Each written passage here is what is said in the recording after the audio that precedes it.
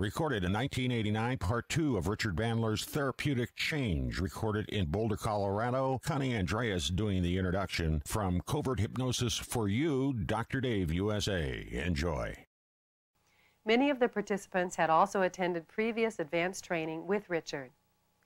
Richard considers this seminar to be his best ever presentation of how he works with clients. Although he presents some new submodality methods, his major emphasis is on how he puts things together and the methods that he uses to create lasting change. Since this is a carefully sequenced seminar, we recommend viewing the videotapes in order. And you have to understand that with the generalizations that people build, that one of the things that you can count on is that through their life there are many external cues.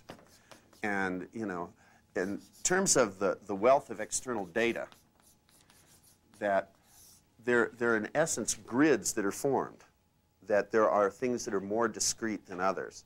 In the old research psychology stuff, they used to study different things, like they used to torture animals. They used to do things like they train an animal to respond that if something was a circle and they pressed a button, it would get a banana. And the other thing would be a C, and if they pressed it, it would get shocked. Right? And then what they do is they take the circle and they begin to open it up. So it became close to a C, and take the C and close it to a circle, thus confusing the animal immensely, because at a certain point in time they become the same. And up to a certain point in time the animal could handle it, and then it would go into a confusion state.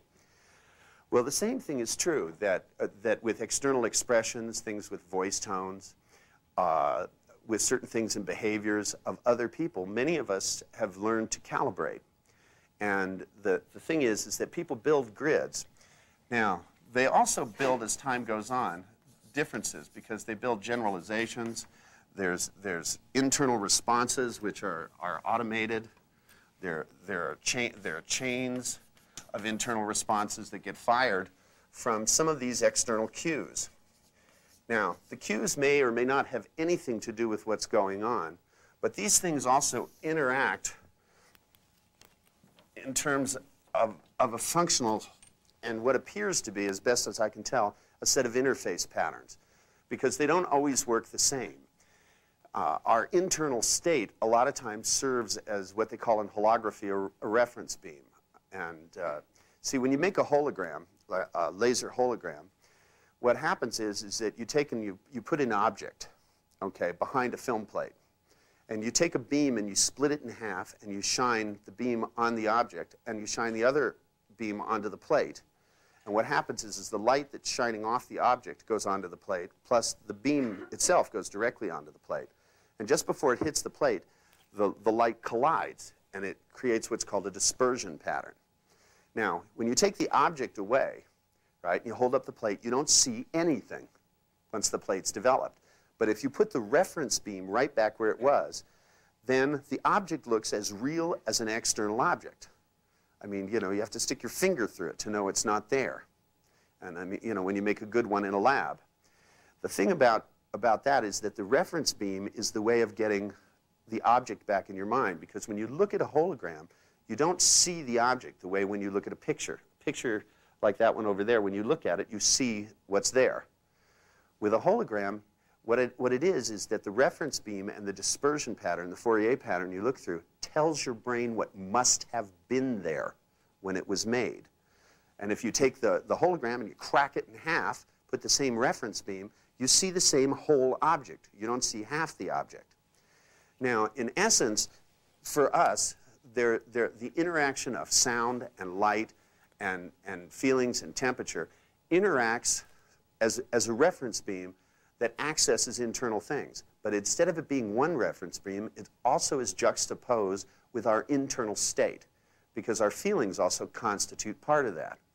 That's why sometimes things trigger off and sometimes they don't. Now, for me, when I'm dealing with change, one of the things that I'm also dealing with is building in essence in people something that's a profound enough altered state that whatever altered state they automatically go into that gets in their way, like a phobia, I want to build a state that intercepts it or precedes it, because I want the same cues to trigger off something before the fear. Because it's not that they forget that they were afraid of of elevators. I don't think human beings are a read-write system. All of their past experiences of fear are there, but they don't get to it, because what they get to is the altered state that you induce when you do something like the phobia cure. That what happens is that the techniques or the tricks that you use, like running the memory backwards, the disassociation, all of that stuff is the state that they'd go into. Now, if you're really good, you even stick in front of that state something else, because I have a tendency, rather than to just leave it at that, to create what will happen when they go in, so that those cues actually build something else that precedes it. And it's not that it's impossible to get the person back to being afraid.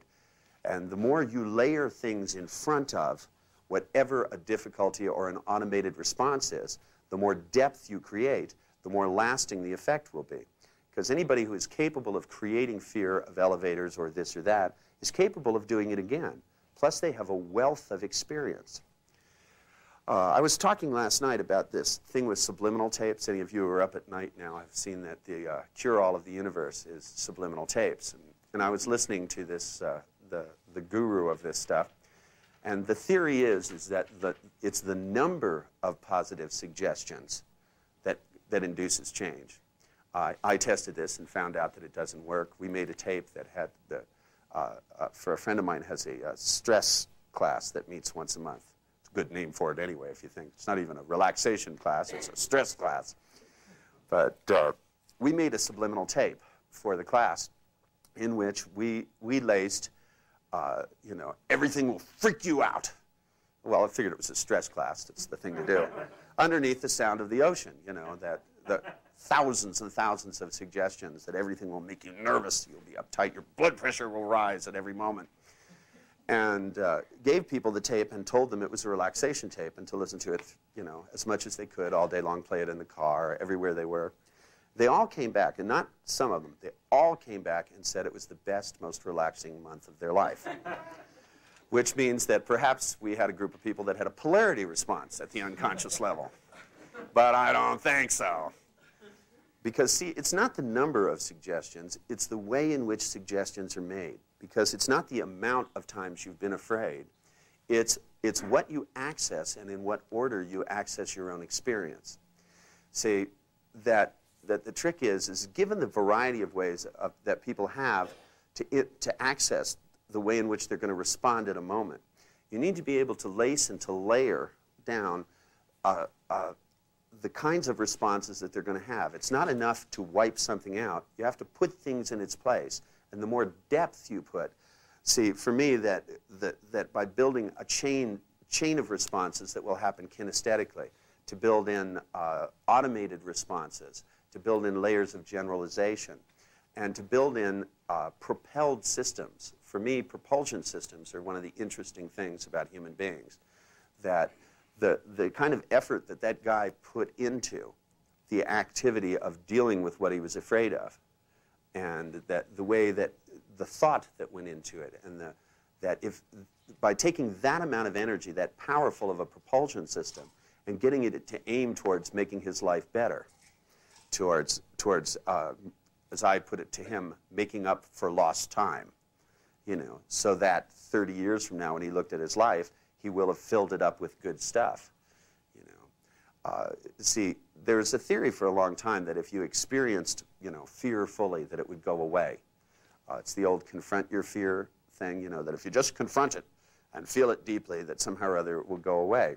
Well, people like him are a good example of the fact that if you stuck him in fearful situations, it wouldn't help, because it wasn't the fearful situation that was creating it. It wasn't a group of people that made him afraid. It was what he was doing, that his ability to become immobilized when he tried to walk up at the bar was based on what he did when he walked in, looked and saw a group of people, realized he had to go and talk with other people there. It actually, because I asked him, I said, how long did it take? And he said, well, it didn't take long to get afraid. And it doesn't. And he's mastered it, and he can do it quickly. Now, if I was sitting by myself, he wouldn't have bothered. But if instead, you know, because I said, you know, think of all the things you didn't scan that group for. And he went, what? Now, this is a good response to get from clients, because a lot of times I'll say, just repeat what I said, because there are certain things that I delineate are not within the scope of the study. And we've tried an experiment during the practitioner course of getting people to just change the way they said things. And we found out there were some people just couldn't say it certain ways. Like we had in my group, I had a lot of real estate people. And one of them said, you know, well, that they found out, you know, that they can get people to want to buy a house, but it's too expensive.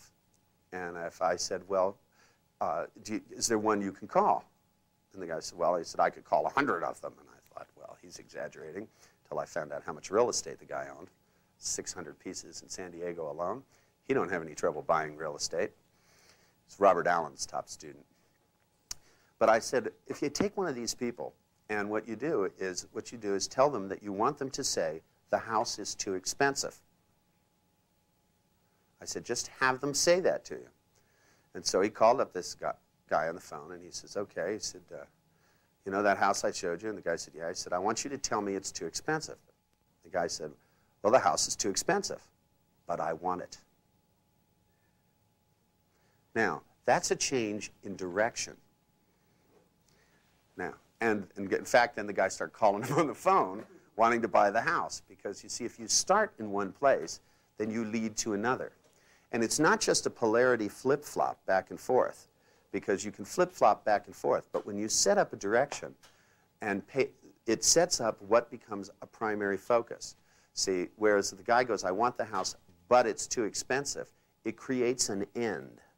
Whereas if the house is too expensive, but I want it, then you start doing things about changing what your payments will be and what the cost is. One puts things inside the scope of the study. By changing the way you think about things and the way you talk about things, it changes what you're capable of doing. Now, the exercise you just did, to me, the next step in it, which we don't have time for, so we won't do, has to do with taking that kind of an attitude and then layering more things onto it, so that you can layer onto that state things about being ferocious, that you can layer on top of that things about being more intrigued, especially building for yourself. Remember the belief stuff? You guys remember how you build a belief? Do you guys know how to build a belief? Well, you know you have beliefs, right? You guys read Using Your Brain for Change? Try it sometime. You're not supposed to just read the words. Okay. Yeah, I read the book. I know that. Okay. If you can change a belief from one to the other, as soon as you know what the submodalities of a belief are, you can build one. All you do is you take the submodalities and you decide what you want to believe and you put it in there. Now, one of the beliefs that I find to be extremely useful is the belief that people work perfectly. There's nothing wrong with them. That, you know, the way, see, you have to start with the thing about disassociating from any of you who have what I refer to as empathy disease. Empathy disease is because, like, when I was in college, I took this psychology class, and they told me you had to be warm and empathetic and genuine in order to be helpful to people. And the one I had trouble was the empathy one, because if you put yourself in their shoes, you were stuck like them. And I mean, to me, that made sense. To my teacher couldn't see that from my point of view, so he was stuck. So he couldn't help me to understand something I razzed him about to no end. Now, the thing is when you do switch referential index with people, where you put yourself with their limitations and feel their plane, then you feel how it would be unpleasant to work a certain way. And then the fact that it feels unpleasant, or that it limits you, or it's frustrating, or it's frightening, is true, but it nonetheless is it's not something that identifying with is going to make it so that you can help them out of it. The fact is like, I know how terrified this guy was I worked with. I also know I don't want to live that way. I want to have nothing to do with it. I don't want to live that way, but I knew out of the gate I didn't have to. Now that means I'm free. And a lot of people don't build that into themselves, that, you know, when a client comes in and tells me how horrible things are, my response is, God, I'm glad I don't have to live that way. And people think that's callous. Well, I think it's the only foundation from which you can help them at all. That, if you go, God, boy, he must be lonely, he must be this, he must be that, oh, how terrible it is. You're not talking about him, you're talking about you. And when you're talking about you in that context, since you don't even have the problem, it's utterly ludicrous. I mean, it really is. And until you can really look at it as ludicrous, you'll keep doing those things. I mean, the response is when this guy comes in, I go, God, what a pain in the ass to live that way. Sitting on the floor in your car. I mean, I even look at him and I go, don't you feel foolish? And the guy goes, well, why do you think I get on the floor? And I go, well, that clears it right up. And, because when you can look at him, you can go, does it strike you as stupid to live this way? And the guy will say to you, well, yeah, but, with his fear, there's no other way to live. And then I can say to him, say to me, with this fear, there's no other way to live. Ooh. You feel that ooh? Now, that's when you get them started. Because to begin with, you've got to break it up. I don't even have to tell them what the next line is, because they'll fill it in. They're going to fill it in, and that's what they're there for. They're not there for to have anybody reinforce their difficulty, because you couldn't do it as well as them if you tried. I mean, this guy's got this down cold. Now, in order to break them out of it, you've got to be able to create that ooh phenomenon. And you've got to be looking to do it, too. It's one of those things that hurts so good. It does, because it makes it so they know that they're getting up to the edge of the limits of their model. And there's two ways to bring people to the limits. One gets them to start fighting back, and the other gets them to look at that open doorway and realize they can step through it. And then that's when you got to hold them back. You got to go, yes, but not yet. Right? Because when you want them to go through, you want them to go through like they were shot out of a cannon. Right? Because they don't even know what's on the other side yet. They don't even know. When I start to bring up things, I go, like, when you walked up to this group of people, I said, you were looking for how you were going to speak to me without, what were you going to do? Send a note over? And the guy kind of smiled, so it had crossed his mind, right? Get a bellman to, go talk to a group of different bellmen, and send a note over. Because that doesn't count, because I don't notice it, right? But the thing is I said, you weren't looking for the group, figuring who could you go out with, who could you go party with, who could you, And as I said these things, he went, well, of course not. And I went, well, which is stupider, not looking for that or hiding on the floor of the car? Now, that's an interesting comparison if you think about it. Because what I'm asking the guy to do is to compare two negative outcomes with each other. Either way, I win. Because again, what I'm doing is beginning to build a propulsion system by getting this guy to do what he did well, which was comparison. He was not an in-time kind of guy, if you think about it. I mean, could you maintain his difficulty if you were in time? It takes too much memory to do that. Too much planning. In-time people can't plan that well. They would find themselves in the terrifying situation and go, oops, shit, I'm talking to a group of people, I forgot, Ah! In-time people are screamers, right? Guys like him never get to the point of screaming, Hell, he'd be crocked before he got up in front of the group, He'd walk up in front of them and go, my name's so-and-so, and I'm an alcoholic. That'd be his first major group to talk to.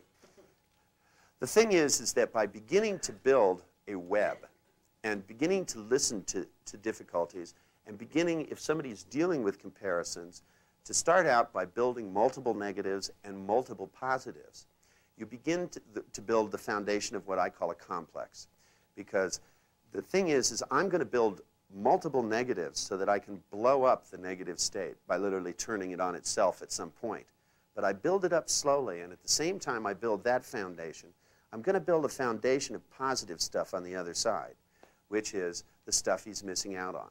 And that's going to have to do with, since he's a between-time kind of guy, having him jump, instead of to the past, into the future. Because I want him to be more terrified of living the way he is than he is of whatever the difficulty is.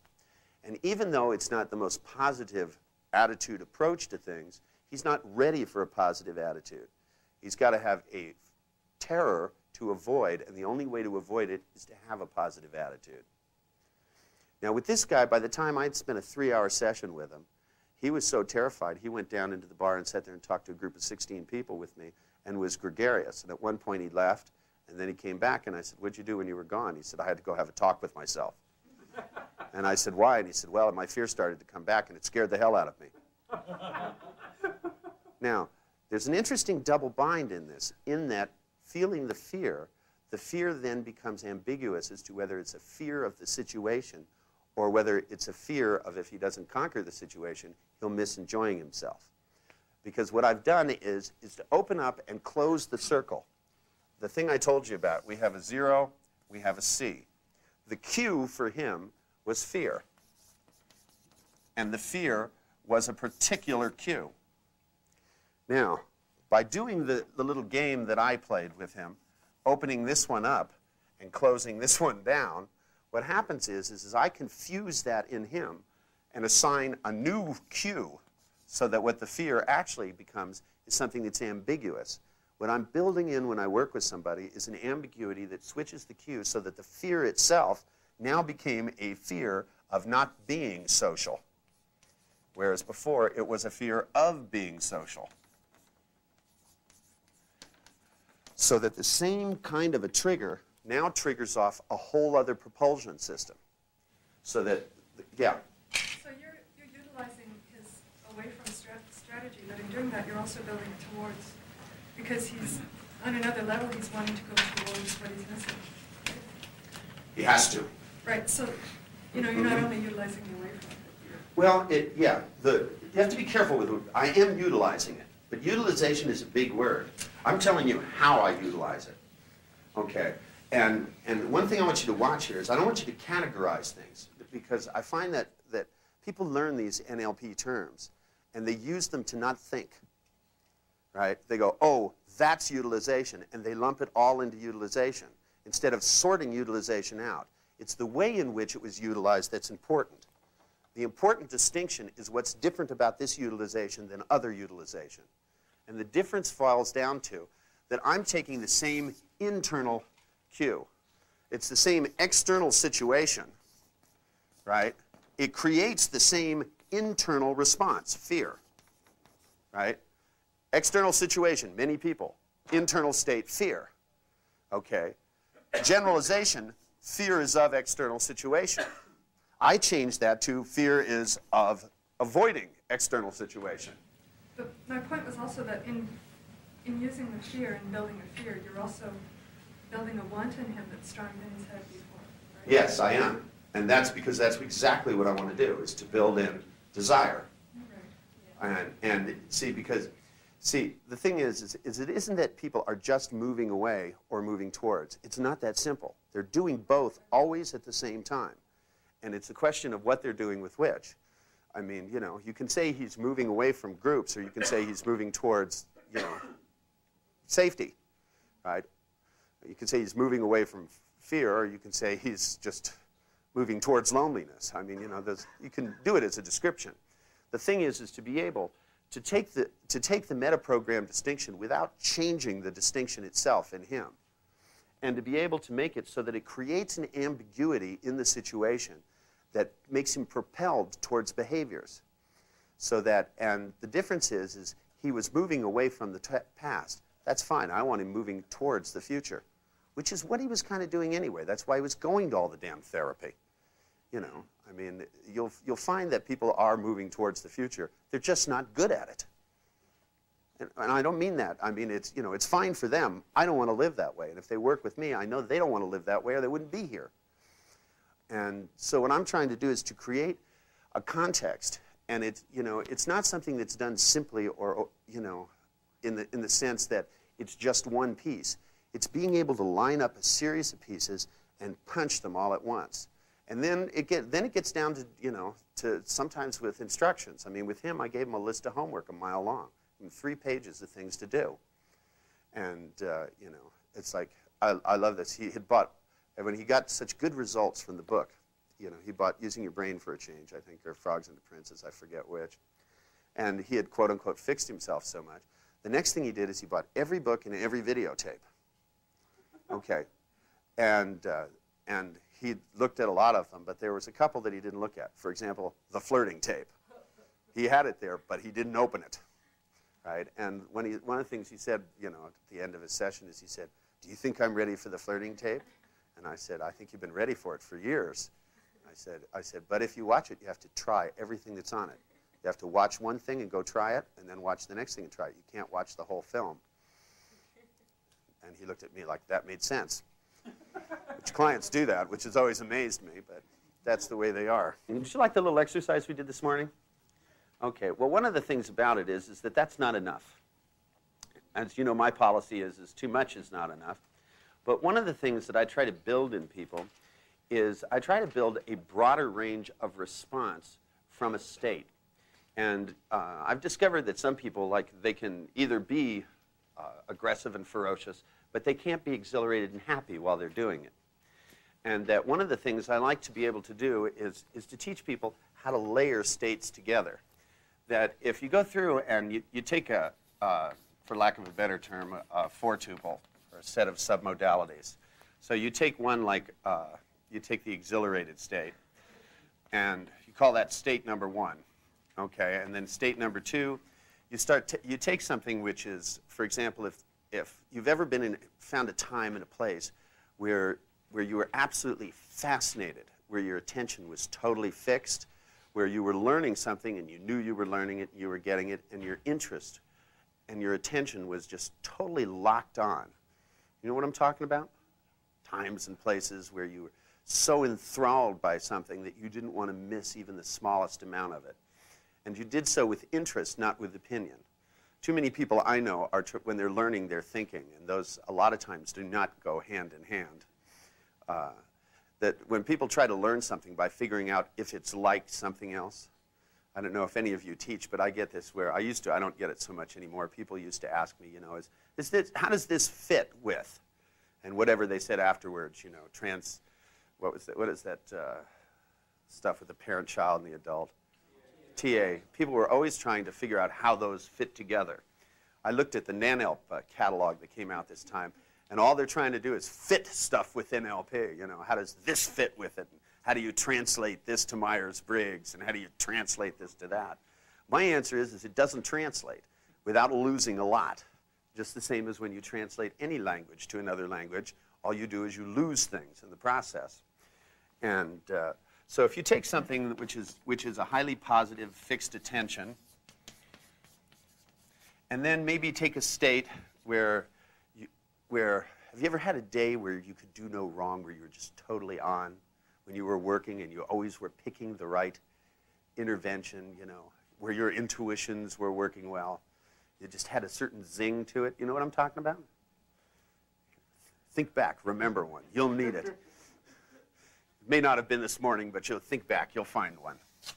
You know, so you pick something that constitutes an exceptionally good day, and where it overlapped from experience to experience, you know. I don't know if any of you are gamblers in here, but I found that one of the best ways to win at gambling is to gamble at the right time. Well, I've really discovered that you can go, and no matter how well you play, if you're not in the right state, you won't win. And that the trick is to figure out when you're in the right state. When you're in the right state, you can almost play anything. You put money in slot machines and money comes pouring out.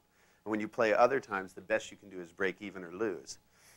So if you find something that's got that certain zing to it, where you just it has a feeling that everything is going to work, and you're just up for it. Now, if you add to that something which is, there probably have been some times where you were able to be fairly ferocious, where that, you know, one of the things I've discovered is that people try to be too nice when they do NLP, and that it doesn't work that way. It's not that you have to be mean or cruel. It's that you have to literally be in control. It's not a passive art form at all. That, you know, you don't, I mean, you can listen to clients until you're blue in the face, or you can listen to your clients until you're done listening. And at that point, you rise up like a four-toed dragon and just simply rearrange things. And sometimes when people have watched me work with clients, like, they're pulling their hair out. They couldn't understand how I let the client go on long enough. But to me, I'm stringing them rope. I'm going, here, take this rope. I want you to tie it right up here. Is it good and tight now? Does that not slip freely? Because what I'm doing is looking for the kinds of things that allow me to take both ends of a spectrum and to change the way that they respond to experience and to make it so it's more pervasive. So it builds in me a kind of ferociousness that's connected with patience. It has a thoroughness to it, has a determination, and it's like I don't let them ramble on, I make them answer my questions. And sometimes, I don't know if you've noticed, clients, a lot of them have a story. And they won't be happy till you tell them the story. And a lot of times I interrupt the story because I make it so that until they answer my questions, I won't let them tell me the story. And when I get that message across that what their job is, and I always tell clients that they have a job. Their job is to do what I say and answer my questions. And it has to do with the ability to be firm with clients. Because if you seem and project uncertainty to them, then, see, your nonverbal communication is as important. See, to me, the importance of learning the Milton patterns themselves is so that you start out every session as a hypnotic induction. That, I mean, right out of the gate, I'm altering people's state.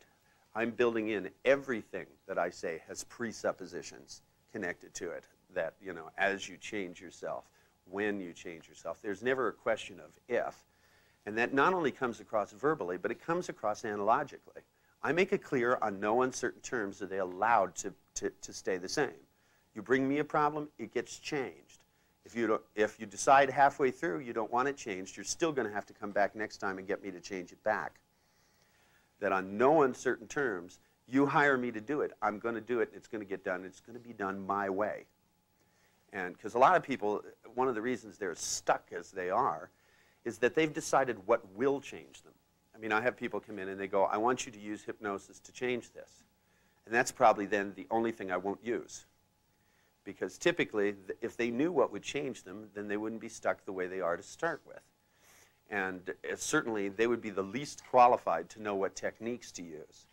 Because it's they're trying to run a session, which has probably got them in trouble in the past. And that to me, I run it like a trance, and I want it done my way and in the order that I want it.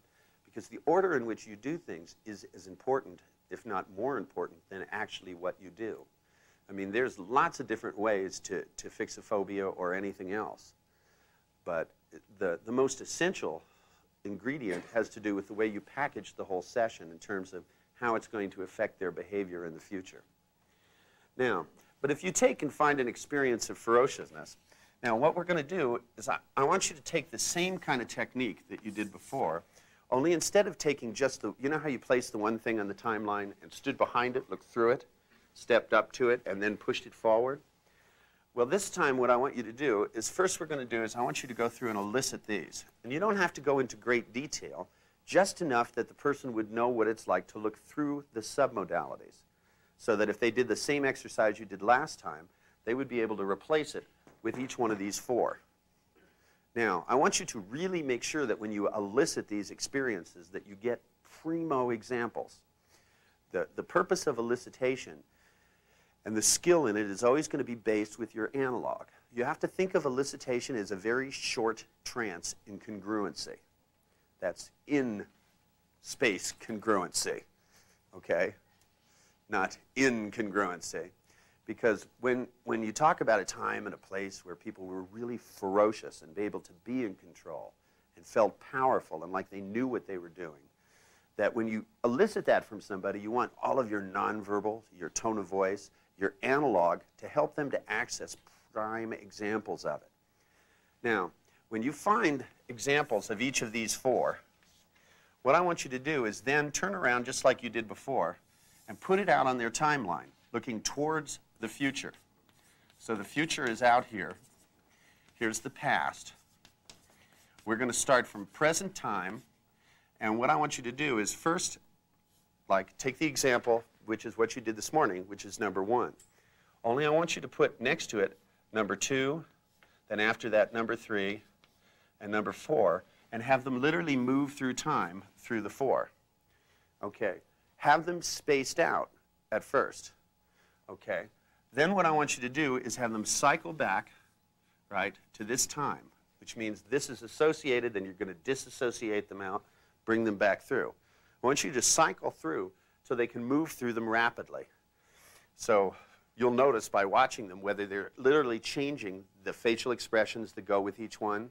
Now, if you want to accelerate the process, anchor each one. It will help them to go through. But make sure they move forward in time as they do it. Now, you might have this spaced on their timeline by days. I mean, this might be day 1, this might be day 2, this might be day 3. As soon as they can move through it quickly, I want you to have them go out on their timeline, keep cycling through the same 4, but pull them closer together. So that it's 1, 2, 3, 4, and then closer together until they all end up in the same place. And keep going further out into the future as you do it. Now, what this does is literally layer yourself together a new kind of a response where all of these things are operational at once. This builds you a new state. Does this make sense? Yes? Good. That's one you did this morning. Fill in the blank. See, it's also not essential that you use the same responses I'm talking about. Exercises and workshops are only examples. These are examples of how to build a better state to do NLP in. And remember, as they go out into the future, you want to either contextualize these things or not, depending upon how much you want it to ramble through people's lives. See, if you want if you're dealing with somebody, let's say you have a client that's a total wimp, right? Comes to you, and goes and says, so everybody pushes me around, and you go, what? And they go, nothing, that sort of a thing, where you want to build some chutzpah into it. That as you begin to take a technique like this, where you layer together 3 or 4 different types of the most ferociousness you can find in them, might be that they're only ferocious with a goldfish, or might be able to push their dog around, They might be tough with their children, but not with other adults. They might be able at work to be tough with their employees, but when it comes to women, they're a total wuss. That as you want to build it in, you want to, as you go future, contextualize because what you're doing is taking different sets of submodalities. Submodalities, remember, is the simultaneous representation. Strategies is the sequential representation. What we're doing here is using time as a variable to literally first build a chain and then to compress that chain into a single state. Because what we're doing here is building a new and better state. Because somebody said in here when we were doing the last exercise that they could get into the state of exhilaration, but they couldn't talk when they were there. So like with that person, we might want to throw in a number 5, which is being chatty. You ever felt like you just had to talk? Sometimes you get so excited that you just have to talk. You guys know what that's about. So with that person, you want to add that dimension in. Now you might, with your partner, ask them what kind of dimensions they feel they need more of when they're doing this kind of work. For example, you might want to make number 5 a sense of humor. Because doing NLP, you really have to keep your humor around you so that you don't forget and think all of this is real. It's as artificial as the rest of life.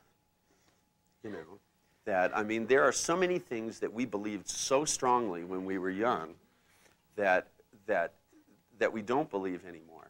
I'll never forget something that happened to me. I have a friend that really grew up middle-class white bread. And he was sitting at my house, and it was Easter, and he told me this story, which I thought was the most unbelievable thing I'd ever heard. He said, isn't it amazing that when I was young, I believed that there was a 6-foot rabbit that went around and hid eggs?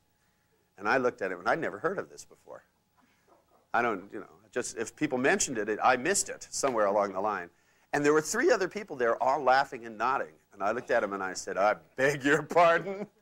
A 6-foot rabbit? And they said, oh yeah, He had clothes on though, as if that made a difference, right? And they all sat there telling me that, of course, everybody knew about this when they were young, that there was this 6-foot rabbit, and how amazing it was that they believed it. And I thought, how amazing it is that you're still talking about it, right? And to them, that, this was artificial, but yet, out of the same people, 2 of them thought that this was ludicrous, but yet they were Seventh-day Adventists.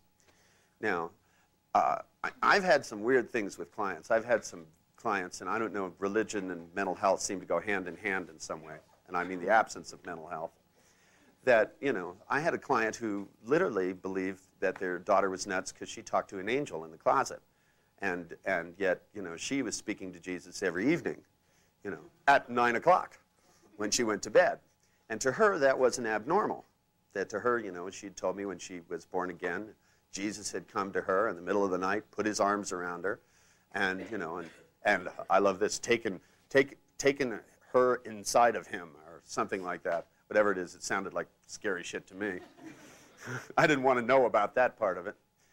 But to think that that's sane, and what her daughter was doing was something that required a psychiatrist's help, I mean, to me, it's where people have lost a little of their sense of humor.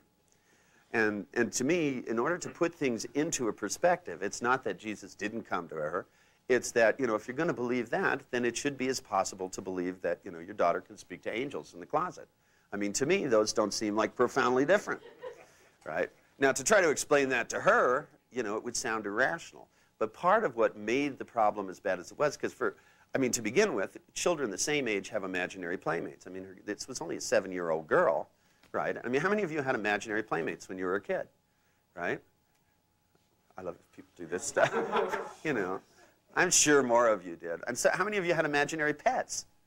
You know, you had them all. I have all. How many of you still have them? That's what I want to know. Hey, Now I might do this.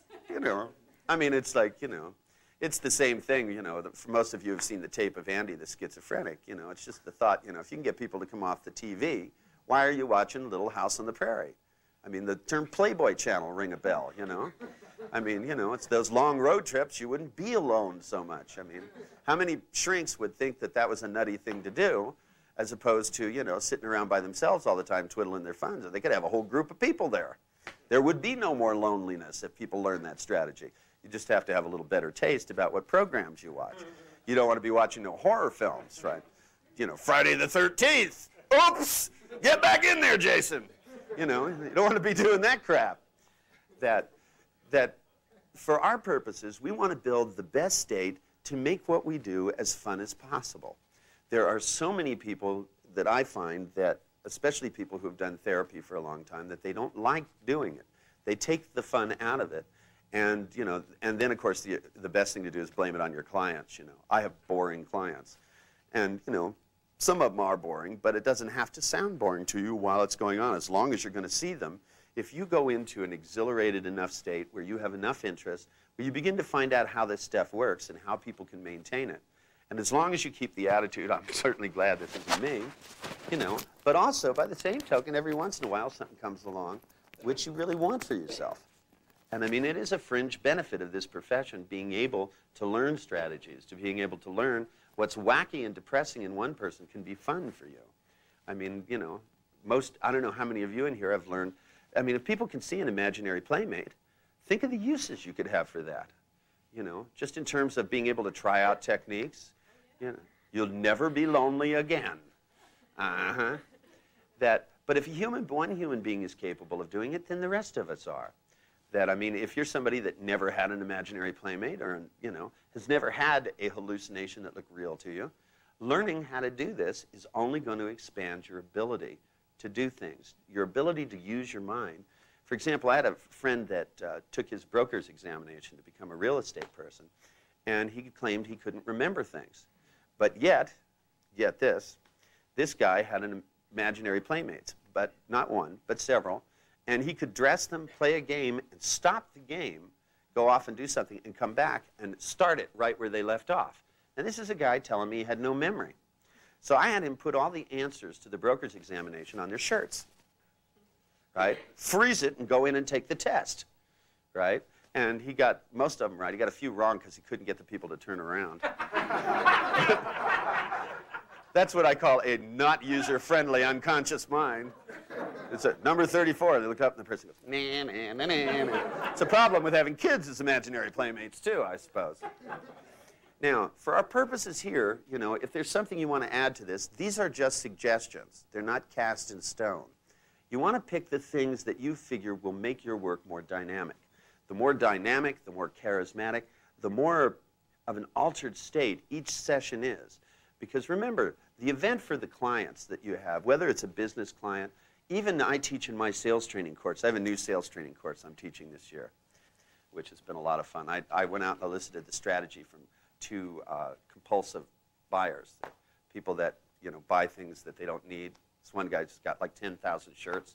He just goes out 5 times a day and buys shirts, not even in his own size. Stuff. He has garages full because he just has this feeling he has to buy things. So I figured there's a sales course. And so I elicited a strategy, and what you do is you install it in people and then sell them something. It's a lot easier that way. But see, even in that course, what I try to teach people is that every sales event must be high drama. That part of what makes you a good salesman or good at NLP is that you look at each event as a maximum exhilarated state. There is no such thing as nonchalant work in NLP. I mean, it's not something where you churn things out. The more profound the altered state, more exhilarating the event, and the more you connect it with people's future that way, the more generative the change is going to be and the more lasting. It should be an event that stands out the way an impact experience does. It's unforgettable, unless you give them amnesia, of course, but it should still have the same amount of power. Because the thing is if you, every session, no matter what you do, is going to be an altered state. And if it's a mundane altered state, those are the ones people have amnesia for. And when you have to remind clients that they changed last time and they did all right, and they squint their eyes like this, it tells you that there was not enough drama. And it's part of your job is to create that drama and that stimulation that creates the affect that makes it work, makes it last, makes it stimulating. It also makes it more fun for you in the long run, and your longevity in this business will last. Then you won't end up going, hey, I hate going to work, you know. Instead, you should walk in and look at your clients in the waiting room and see pieces of raw meat out there. Hear the sound of a knife sharpening. Shk, shk. A lot of good auditory internal cues you can throw in while you do this. If you find when you elicited with your partner that there wasn't a lot of high-powered auditory, throw in some of that stuff. Remember, you don't have to stick with just the submodalities they had. You can use existing anchors, sounds, just like when we did the thing last time where you did the submodality shift and had the sound of the bolt slamming shut. You guys remember that? Were you here last time? And you don't remember it. It's really slammed in your mind, huh? Shut the bolt, what did it do? Take all my memories and have 2 steel doors closed. Now, what was that we did? That being able to add naturally existing auditory anchors is always going to amplify things. Remember, we don't care what system is their primary system. That's only a way to establish a rapport. It's not the way to maintain it. You want to build people out so you're operating in every system. So you can not only anchor these things, you can add naturally existing auditory anchors that stimulate and bring things up so that you build a heightened experience. Then you stack them out one in front of the other so that they run through them in the way that builds a natural chain. In essence, it's chaining, but instead of firing one anchor, firing the other, and firing the other, you're doing it through a set of high-powered submodalities. Then what you do is you cycle through it till they can go through it fairly quickly, and then you go out further and further in the future and bring them closer and closer until they become simultaneous. And what you will end up with is a new set of submodalities for a powerful state. Okay? Grab yourself a partner, the same one if you want, or a new one, and power through this.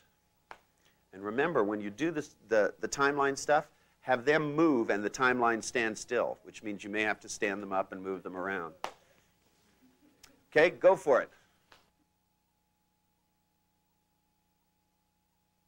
That was wonderful. Layering them is what it's called. You don't want to laminate them. If you laminate them, they're still separate. You know, you want to get them so that you're actually layered so that they're all in one time. If you get them stacked, if you just get them so they're stacked real close, you don't get the full impact. See, if you think of it as lamination, all you've done is you've compressed the time so it's barely noticeable. Whereas if you get them so they compress into one thing, that's where you get the full impact. Say, actually, when I do it with people, I'll tell you that what I like to do is I like to get some anchors for things like sort of orgasmic type things to access that sort of stuff. And then you're gonna handle that, huh, Robert? See, because when I do this kind of stuff with a client, typically what I like to do is I like to really build it into like a gigantic crescendo So that what I do is I access really intense types of explosive experiences. And then when I go through it, I bring them closer and closer. A lot of times I'll do this in an altered state. And I like to set up a thing where they feel a rubber band between their nose and their hand pulling, but yet they can't get their hand there, so it builds up stress. The closer their hand gets, the more they move out on their timeline, the closer they get together. And at the moment it touches, it explodes into a single unit. So that when it does it, what happens is when you set up that kind of physical tension, when you get to the point where it simply slides into a single unit as opposed to something that's laminated, you get really dramatic physiological responses. And it also integrates the kinesthetic components of the 5 different states. See, if you think back through time, for those of you who have done NLP for a long time, there used to be a thing called the visual squash, where you, so I can tell those of you who have been around for a long time, yeah, I remember that one. Putting that part in this hand and this one in this hand, driving them together. You remember Keith, and you get them like this, people will be like this, the last moment trying to get these 2 parts to fit together, and then they go and pull them in like that. Well, the thing is that the kinesthetics of taking 2, because each of the things that were in the visual squash were in themselves anchors for totally different kinesthetic states. And I mean, it's kind of like firing 2 really distinct anchors off at one time. You get that sort of wiped out look on their face, and their face goes asymmetrical. That was a sloppy way of going about this, but in this state, what you're doing is you're really building a much more elegant state. Now, there's another thing, which is that there's a trick embedded inside of this. The trick is that the more you project it out into the future, the fact that going into the future brings it closer together, sets up a direction in the future that the more you go forward, the more you will integrate. Now, for those of you who have some hypnotic experience, you have experience with the more pattern. The more you try to resist going in trance, the more you will now. You know, and you can try in vain, but the more you try in vain to go in a trance, the more you'll begin to go into a trance. Now, can you feel this happening to you? Slowly and quickly. Not too responsive, Robert. Yet. That's right. It's like the more you try to write notes, the more incoherent the page will become. The more yellow you see, the deeper trance it will be. And the more you laugh, the deeper you'll go with each breath. And they say you have to do hypnosis with a monotone. Can you believe that? Henry Hilgard proved that scientifically, which proves you can prove anything scientifically. You can prove that scientifically. I love it when I went to Hilgard's lab. I went to his lab, and he wasn't there, but he had some of his experts there. And they were explaining, and I was asking them questions. Like, I was looking at them, and I was, you know, because I was being real serious. You know how serious I can get. And I'd look at them, and I'd say, now, what you're telling me is that if you don't use a monotone, you can't go into a trance now, deeply. And they'd do this. No, you can't. And I'd go, so when a person shut your eyes tightly, when a person shut your eyes tightly, doesn't mean that they're going into a deep trance as much as you understand what I'm saying. Now, they go, yes. And so without using a thorough monotone, you can't get people to go deeper. No, you can't. I love picking on scientists. It's my hobby. They're so serious about things. They always do this. They go, no, of course not. That's right. And I go, so there's no way you could put people in a trance if your voice wasn't truly monotone. So if you change the pitch, it wouldn't make you go deeper and deeper. Still going deeper and deeper.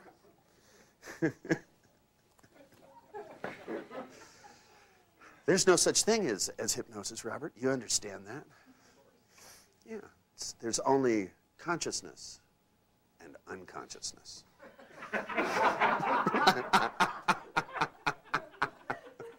Now? That's right. You can open your eyes shutly. You guys should have had the camera up here. You guys missed all the fun. But you have to have your eyes open to know that things are going on. Now, I wanted to tell you that above and beyond the trick of going into the future, I wanted to give you a little pattern that I use. And what I'm going to do is have you just break for a few minutes. And this is a real quick exercise that I want you to add. I want you to have the same partner. And I want you to go back, and I'm going to have you build in something. There's a trick that I've used for a long time with my clients to build in longevity of change. And I haven't told other people about it because I hadn't come up with a better way of doing it yet. Until I come up with a better way, you guys don't get it. It's the law of requisite variety. But since this is supposed to be closely held patterns, I thought I'd throw this one out for you. And that's mostly because I can't remember if I did it last time, and it won't hurt to get it again. But one of the things that I've used as a trick is I've used presupposition inside of my work so that failure, when people fail, when they make a change, a lot of times, now and then, they will revert to the old behavior. And I've found that one of the things that happens is if people have one or two instances where they begin to revert at all, it means to them they have failed utterly. I've noticed this especially with dieting. When you listen to people talk about dieting or exercise programs, or if they're trying to give up alcohol or drugs or any of these things, that if you do a piece of work with them and they backslide even a little bit, it constitutes a thing where the whole game is over. That they set up an either-or situation. So one of the ways in which I've used timelines is to set up a failure presupposition by having people go into the future, 6 months, 12 months, and a year into the future, and having the experience of backsliding. And with some things, you know, I may make it a week or 2 weeks. For our purposes here, what I'd like you to do is to back up, take the 4-tuple, where you guys were smart enough to anchor the one when you compressed it. Why are some of you gritting your teeth and looking at me? Whenever you get a good response out of people, you anchor it just in case. So you always want to keep those around. And, you know, if nothing else, you anchor it just by naming it or use, you know, a contextual word. You know, or you kiss them in the left ear. There's any old anchor will do. If you didn't, don't worry about it because it's so recent they'll be able to go right back to it. But now what you want to do is to take them back to the present time, have them step into the new set of submodalities you've just created, the layered set. If any of you laminated them, as you have them step into the present, have them compress the lamination into a single feeling. Can you feel this? No. Yes, it's done now. Okay, once you've done that, then what I want you to do is to have your person go 1 week ahead, see, and in the future, doing NLP and reverting back to being boring, mundane, and too serious. Then have them go 2 weeks and revert back. The magic word here is revert back. And then when you have them go a month ahead and revert back to an example. Now this is where language becomes a powerful tool. Because if you can have them go into the future and revert back 3 times, it presupposes that when they reverted back, they went back to doing it the right way. That they went back to what's useful. If you give somebody a diet and you program them in the future to fall off the diet 3 times, the presupposition is they got back on it. Now, when you embed this in their unconscious on the timeline in the future, it alleviates this thing, which is a built-in mechanism in most people, that if they failed one small amount, that then the whole game is over. People talk about falling off their diet. They used to talk about falling off the wagon. That if people would stop drinking, if they started drinking once, then they were going to drink forever. You know, that whatever they did to stop drinking was over. By using a technique where you build in 3 failures into the future is actually more useful than building in 3 successes. Because it presupposes, since the failures are spread apart, that they're succeeding the rest of the time. So by using presupposition, you take care of this cataclysmic thing that if they backslide one little bit, and you also build in a very powerful presupposition that the rest of the time they're going to be succeeding. So the important part is that when you program it out into the future, you want more space between the failures so that if you start out with 1 week apart between failures, then it's 2 weeks, then it's 4 weeks, then 6 months. So that as you go into the future, you spread apart the failures. Now, when I tried to teach this in the practitioner course, and I had an uprising in people because they told me if you did this, it would make it so people fail. And quite to the contrary, I have found it so that what happens is that people have trouble failing. Because since what they've done is to program themselves to backslide in a week, typically they're late. And what happens is they're so expecting it to come in a week, they have no trouble doing fine for the first 6 days. And when it comes time to backslide, they're not ready to backslide because they've been doing too well. And I get guilty calls from my clients. I do. I get guilty calls like, well, I wanted to know, you know, you did this thing where you said in a week I was going to backslide. Well, I didn't backslide. And I said, you didn't? You know, and I said, well, we'll see what happens in 2 weeks. I said, just start the same thing now. Now, by sliding time in that way, what happens is they built up a whole wealth of experience. But it also means if at any time in the future they backslide, now all they have to do is make it 2 weeks. So that you're building in a powerful set of presuppositions that make it easier for people to succeed by, and especially with your polarity responders. Your polarity responders never make it. The ones that have built-in polarity responses, once they know they're supposed to fail, then of course they're stuck succeeding. And the thing is that it is also important when you use this, especially with your clients, not to explain it. Because they get uptight about it. They go, well, why would you want me to go ahead and plan to fail in a week? And I always look at them and I go, I don't. Just do what I say. This is one of the things about having firmness in your strategies, is because a lot of clients, if they can figure out what you're doing, then they can figure out how to sabotage it. If they don't understand what you're doing is programming them to be able, it's not a question of whether they go off their diet, it's a question of whether they get back on it. And as long as they can fail in a week, and then they have to fail again in 2 weeks, they have to get back on it in order to be able to fail again. And as long as they don't realize this is a way of getting them back on, not of getting them off. Because if they never fail, then they don't have to get back on. But even if you take a technique like we just used, so that when you start to do NLP with the client, you catch yourself, so you don't go into, you know, especially those of you who have done therapy for years, you don't want to go into a therapist mode and, you know, get serious and analytical and start thinking of, you know, if you catch yourself wanting to do reframing, that sort of thing. When you feel yourself wanting to say, go inside and ask, you can be cured of that. You don't have to do that anymore, you know. And, you know, there's some real weird byproducts of doing reframing, especially with some people, who are, you know, somnambulistic hypnotic subjects. You know, you're kind of on the road to multiple personality. I mean, one of the things that blew me out is that when I was first introduced to the concept of multiple personality, other than seeing the movie The Three Faces of Eve, it turned out every multiple personality client I could find was discovered by a psychiatrist who used hypnosis and believed in multiple personality. And I couldn't find any exceptions to it.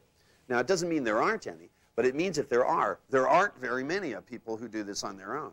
I mean, when that book Sybil came out, they broke out all over the place. You know, people watched that movie and their unconscious mind went, that's a better choice. But, I mean, before the movie came out, there was this psychiatrist in Santa Cruz who had discovered an epidemic of multiple personalities. And he published a list of symptoms, and they were ways that you could identify, and he had like 5 different personality traits. And the first personality trait on the top of the list was easily hypnotizable. And I went and saw this guy, and how he discovered is he noticed that sometimes people acted differently. So he gave the different behaviors different names. Then he hypnotized them and asked for the person behind that behavior to come out. And I want to tell you, this guy did some stuff that made Billy Graham look like a straight man. You know, but of course he had a medical degree, so it was okay to be weird. I mean, this guy was out there doing exorcisms on the helicopter pad at Dominican and calling my work nutso. I want you to think that one over. Yeah, he decided NLP was too strange. The stuff we did with people was dangerous. Yet he was walking up to people, walking up to somebody and going, Bert, come out, Bert. Come out, Bert, come out. Hit him on the head, shit like that. And he'd be whacking him, you know, until Bert would go and go, Bert, anything you want. Quit whacking me in the head, you know. These are the people that think NLP is weird. I mean, these people that look, I love this shit. People look at you and they go, well, actually, you're talking to me and your parent now. If you were talking to me as your child, then you would be sincere, but you're not sincere, so you're talking to me as your parent. Woo-wee!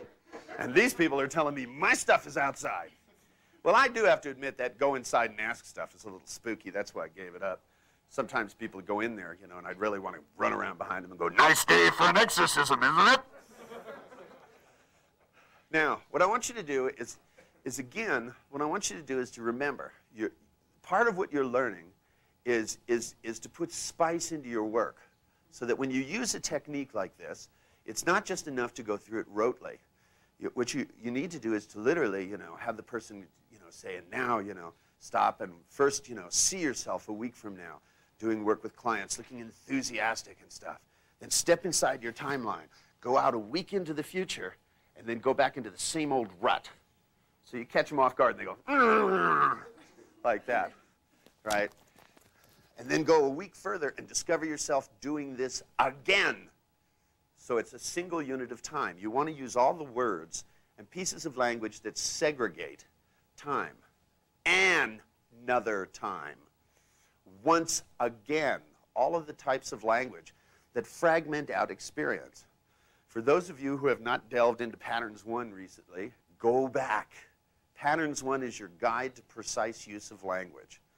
All of those appendices and the construction appendices are designed to teach you how language operates in terms of the control mechanisms. It's not just a way of doing hypnosis, it's a way of using language methodically. In order to have it be a whole book instead of a handout, we had to write all that stuff about hypnosis in there. We needed the money at the time. But the construction appendices are still, in and of themselves, mostly really precise use of language. Then in my master track, one of the things that I make people do is to take a transcript of a tape where I work with a client and to go through and make 10 different columns where they go through and analyze language in terms of quantification. Because quantification of language is an important thing.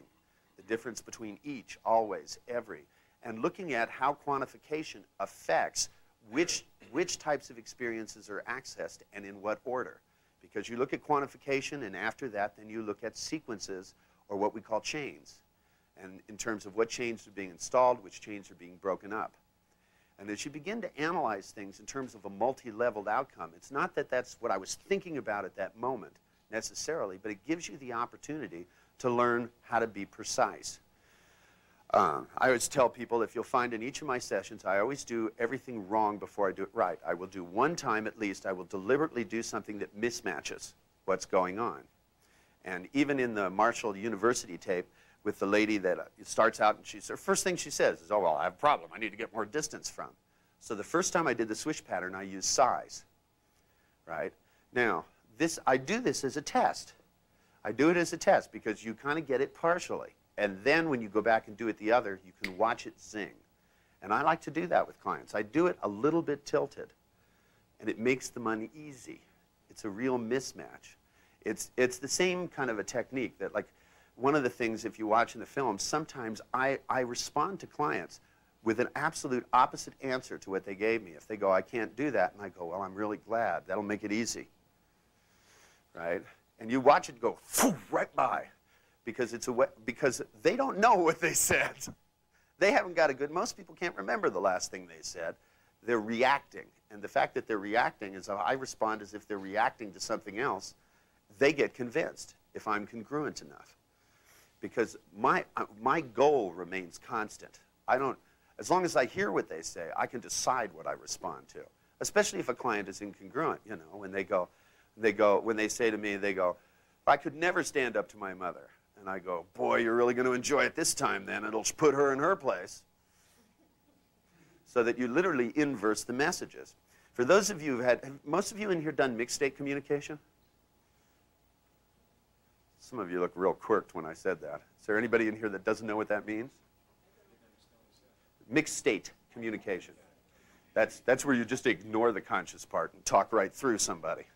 It's like trance, only you don't fuck with the trance part of it. You just talk to their unconscious, you know, and just assume that anything and you literally focus your eyes about 3 or 4 inches behind their eyes and just keep talking to them. You go, and he knows what I mean, doesn't he? Sure. Right. Guy's got a big mouth, doesn't he? Now, the thing is that when you use mixed state communication, what happens is you end up setting up a signal system. It's just like setting up finger signals, only you just do it in the waking state. And since most of people's behavior is unconscious anyway, it's not that difficult to do. And I mean, you can do it deliberately. I mean, you can send messages to people as you put them in mixed state.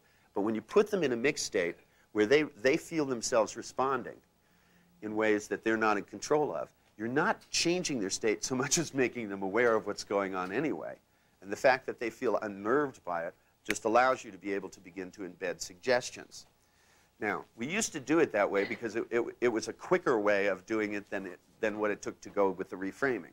It was the first step that made reframing unuseful because it just takes too long. Because some people, you have them go inside and ask, they could be there for a week. Have you ever noticed that? Some people, you go inside and ask this question and notice what happens. And they close their eyes, they go inside, and you go, da, da, da, da, da, da, da. And you go, has anything happened? And they go, no.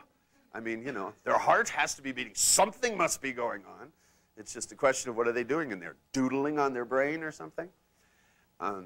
That, to me, that when you start dealing with compressing states, you're bypassing the need for that because instead of worrying about whether there is a part, because most of the time you have to understand you're creating them. They're not there. And I've decided people have too many parts as it is. Too many parts, too little behavior. And this is what builds internal conflict. So the more parts you create, the more potential conflict you have of creating in somebody. This is why I don't think that reframing in itself is all that ecological, even if you do go check at the end.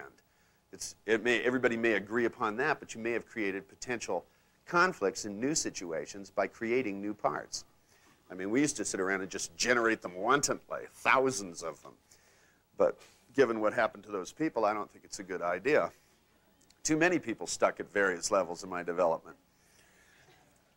I mean, they always end up writing a book about how to reframe everything at once. Instead of having to reframe it, instead what you can do is to begin to combine things. Now, then once you've combined states, then all you need to do is to connect them with the future. Because one of the big shifts that you make with people, I figure, when you do good NLP work, is to take the focus off the past and to put it on the future. That too many people believe that what happened in the past is what makes what's going to happen in the future. That they live in a cause-effects universe. You know, that since I was a wimp for 20 years, I'm going to be a wimp for 20 more. Now, if anybody taught me that this does not have to be the case, it was Ann Teachworth. Ann Teachworth told me that she had a relative that told her when she turned 50, she didn't have to she could speak her mind, and she didn't have to worry about what people were going to think. And when Ann had her 50th birthday, boom, it happened. Because she believed it. She had a belief that when you turned a certain age, you change automatically, overnight. And as long as she had one, that's exactly what happened. It just went boom, like this. Now, a lot of people have a belief that the way that they were determines how they're going to be. And people change overnight all the time. Any of you had a near-death experience? Right?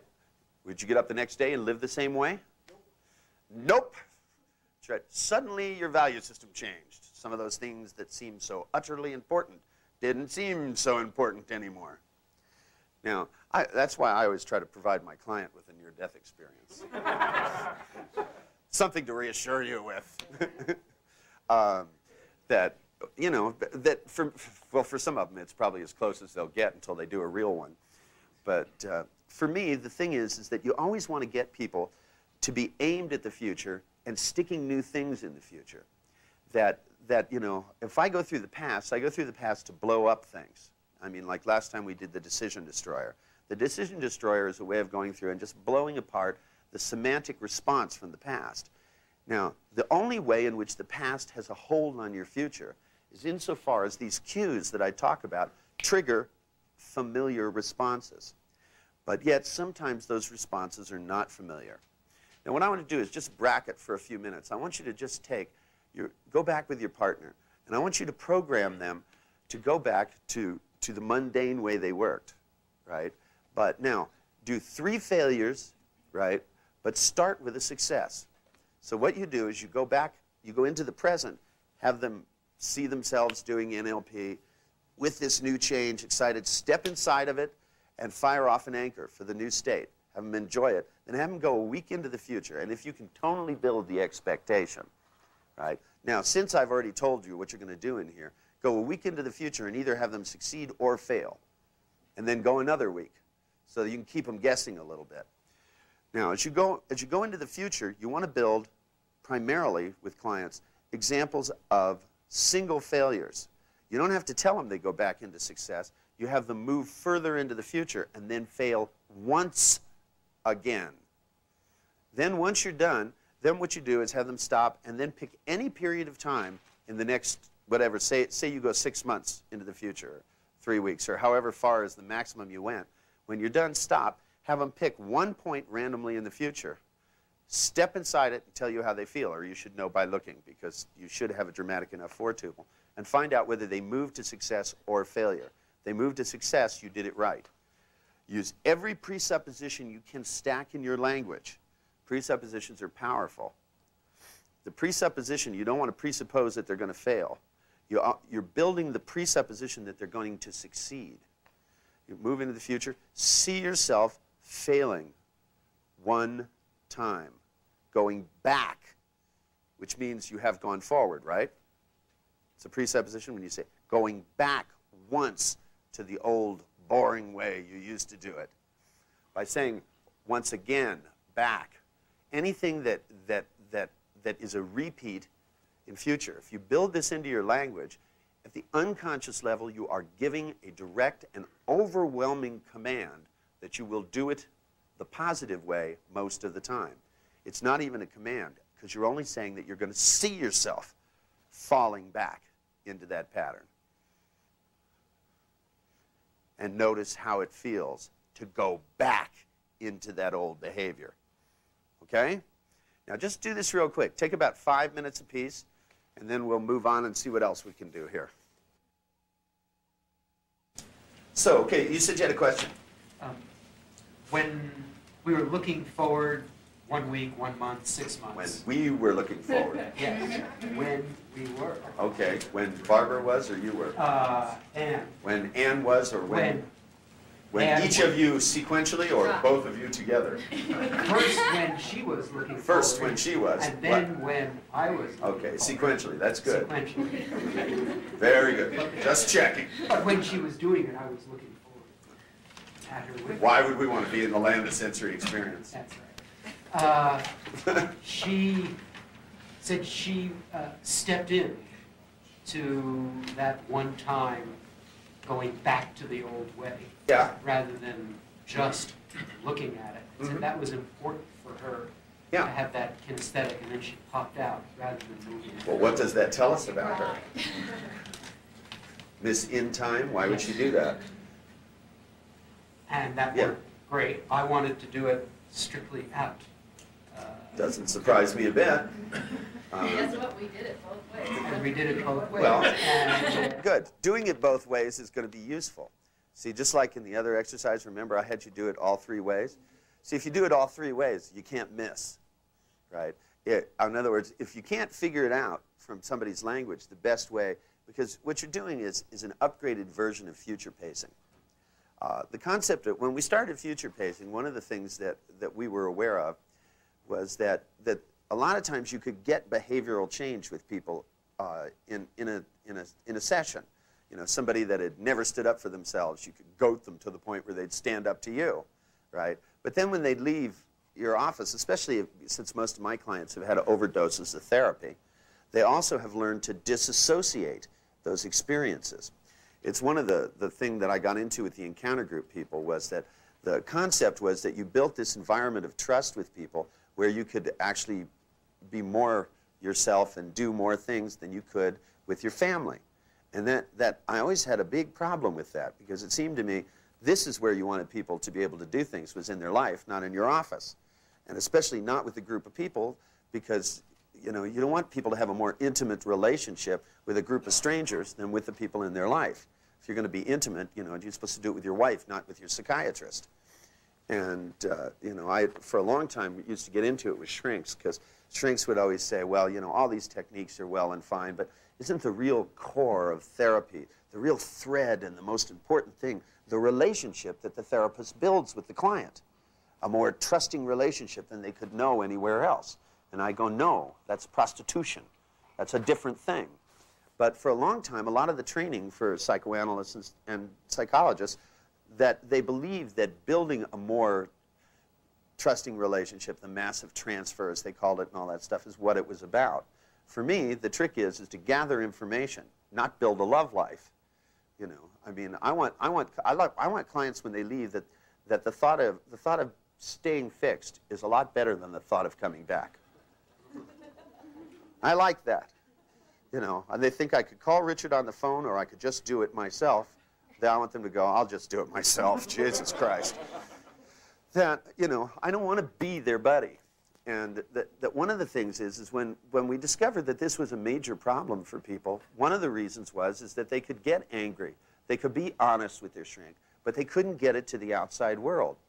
So when I came up with the concept of future pacing, what I was trying to do was to take just the stimulus response conditioning and like take the, you know, the stimulus with the response and then there literally is a technique that was developed, you know, Pavlov, you know, hit the tuning fork, got the dog to salivate, and then hit the tuning fork and did something else. And then pretty soon he could just do the something else and the dog would salivate.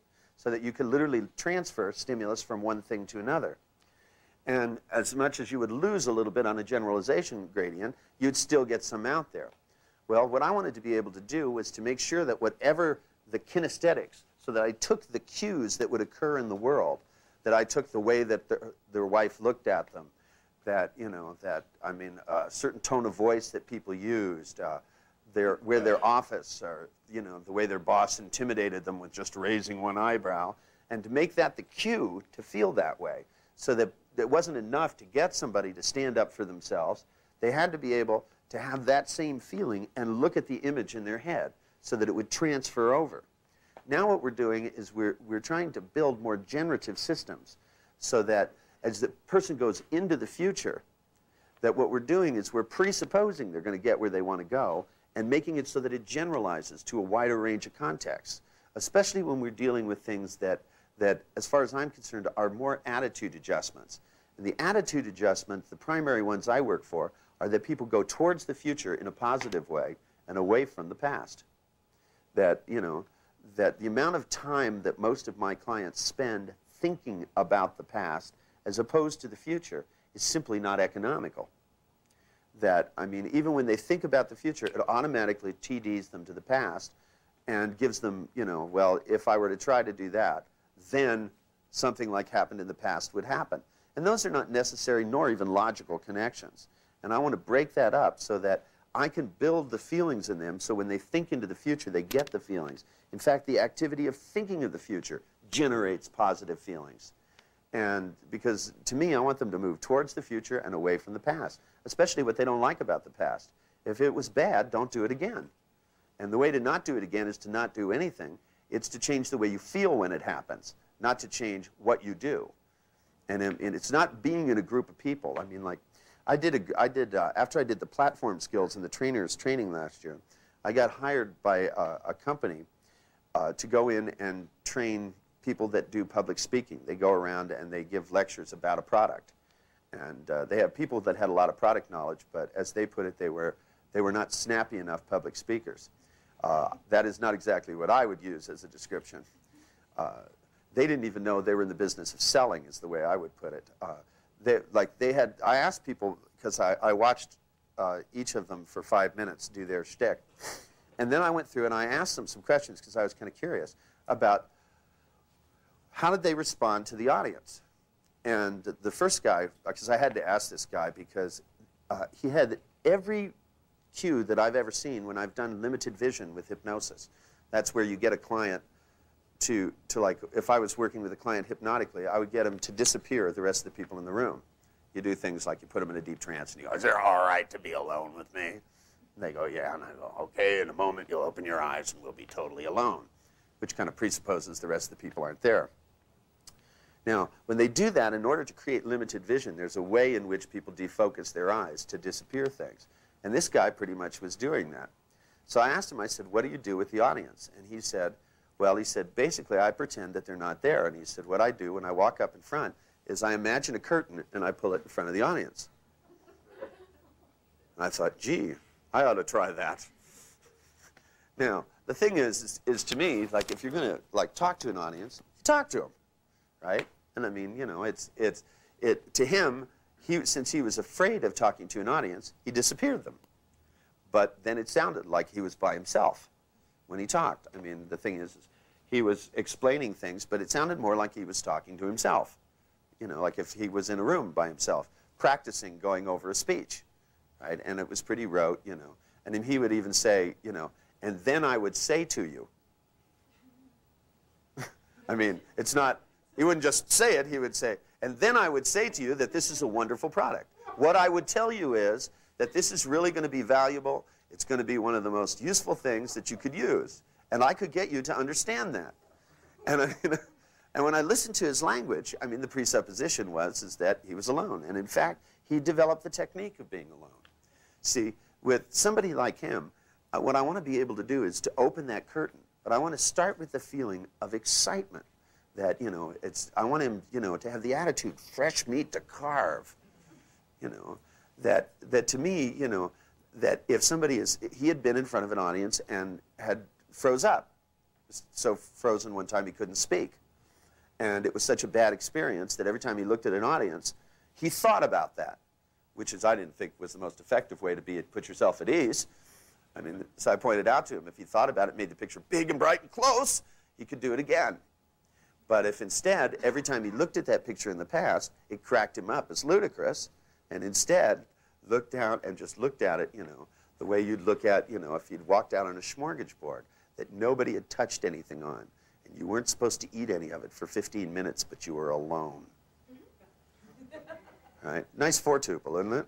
Right? And anchor that, and then slowly open the drape and fire that anchor off so that his attitude changes. Because to me, one of the primary things that I'm trying to build in people is I'm trying to build in an attitude that's more pervasive than the single change. I even look at a lot of times that whatever the particular small thing is it's almost a hook for me. I mean, when I had the guy who was a social phobic came to me, it's not enough to change, you know, the fact. So he can sit down with a group of people and he's not afraid, but that doesn't, it's going to do any good if he's just boring and just sits there. It's like, okay, I'm not afraid. So then he can just be dull for the rest of his life as opposed to terrifying. You know, I mean, to me, you know, it's got to lead on to really looking at a single change as an opportunity to head off in a more powerful direction.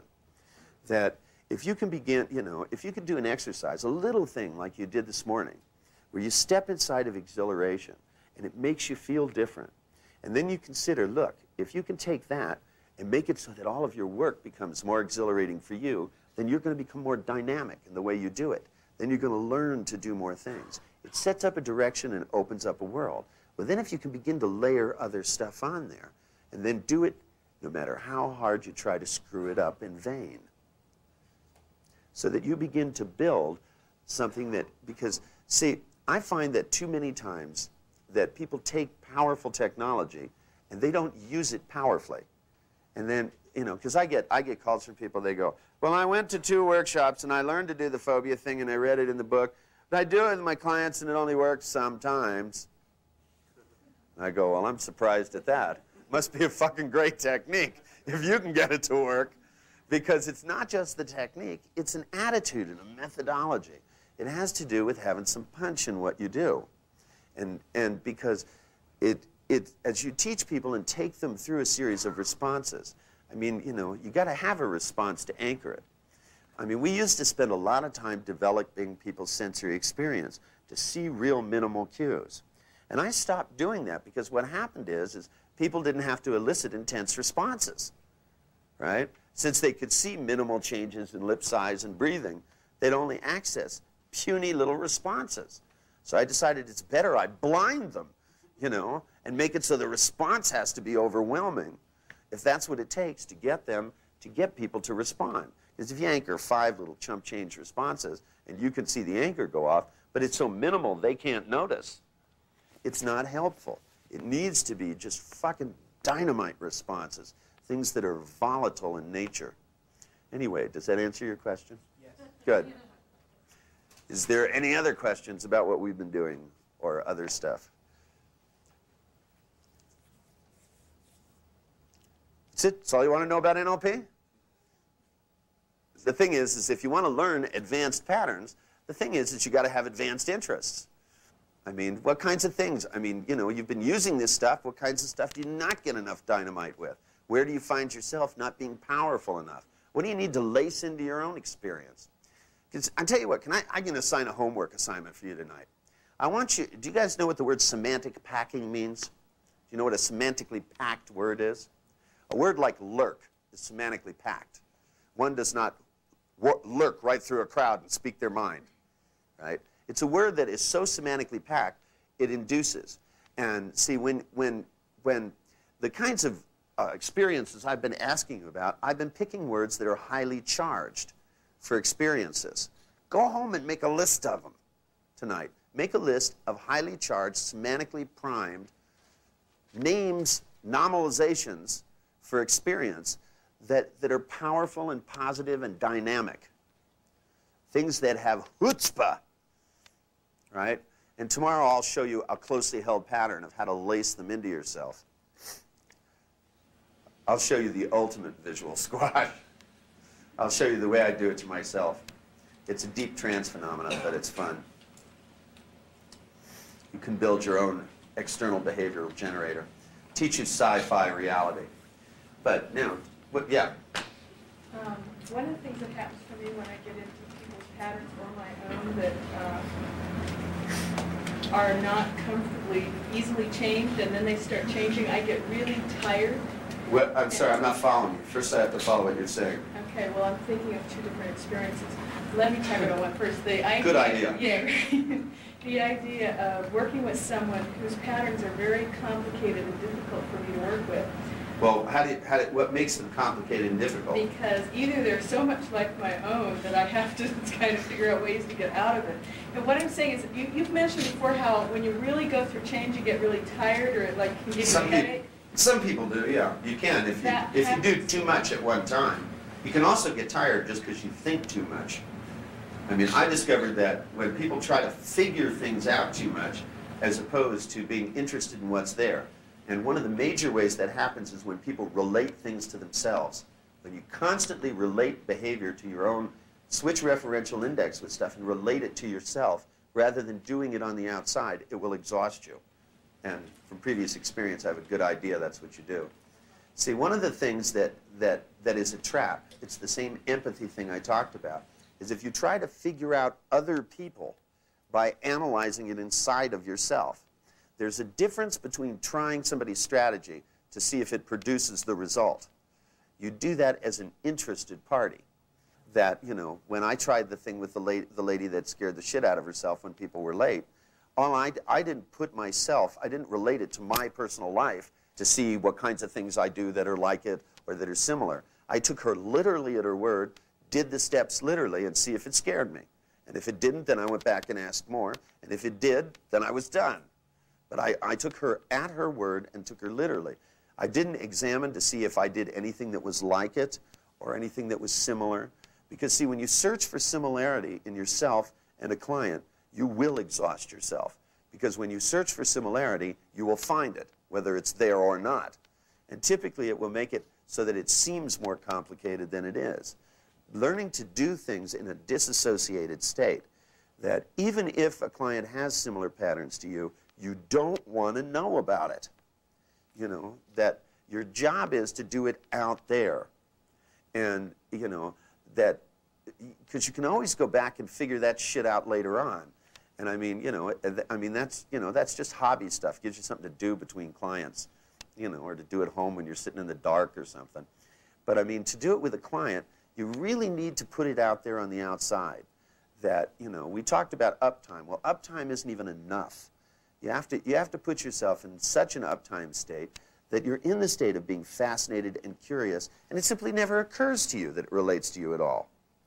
That you just keep it on the outside and find through it. The reason I teach people the rigor of always going back through and finding out if things work and going back through and seeing that they work so that you could punch the same button and get the same result, is to keep it on the outside.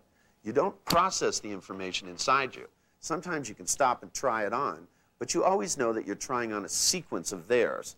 And, you know, if it suddenly seems familiar and it's like you, then you're going to start mixing your shit up with theirs. And it gets too complicated and too messy. And it's not temporally useful. And it creates too much work. Makes it into work instead of fun. It's much more fun to torture them. Anything else? Inquisitive group we have here. You guys are going to have to go home and make some questions up tonight of what you'd like to know about. Yeah? I got one now. Good. Let's still make up more. Okay. What is it? Last time you mentioned time distortion a couple of times without really going into detail on how to do that. I'd like Time distortion. We didn't do time distortion last time? Time before that we did. No. Too late. There's some real fascinating things. The things about altering your sense of time. There's some. See, to me, like there's different tasks, and one of the major tasks that I deal with is removing semantic response. And semantic response has to do with, in essence, where you get your own shit mixed up with the situation that's going on. Because of the similarity of what's going on, you begin to respond as if there's other issues, as if hidden agendas are going on. That becomes, you know, when people are trying to get something done as a team, when, you know, they were trying to have a peace treaty about Vietnam, I mean, they were arguing over whether the table was round or square. I mean, these were not what we call team players, because they were trying to establish positions, and their suspicions about other people's motives and all this stuff that was going on. And if you believe, like all the time, that people are trying to take advantage of you and you're looking for that, you'll be responding out of behaviors. And, you know, and if your father yelled at you and made you feel small, if somebody yells at you, you know, it can trigger off old feelings that aren't related. The Harvard Business Review figured that it costs somewhere in the neighborhood of $70 billion a year just to deal with semantic response, and that's not to cure it. That's just it going on in the boardrooms. It's something which is human inefficiency. Did you have a question, or just stretching? Okay. Now, the thing is like, in terms of time, I found that there's a little thing actually that might be kind of fun to do, is if you stop and think about a situation in your life, something that happens repeatedly where you have trouble dealing with it. You know, maybe pick a person if you sort by the person. Pick a place if you sort by the place. Some people have trouble dealing with banks. Some people have trouble dealing with a particular kind of person. Pick an example in your mind right now. Just go ahead and pick one. Okay. Go back and run through it in your mind.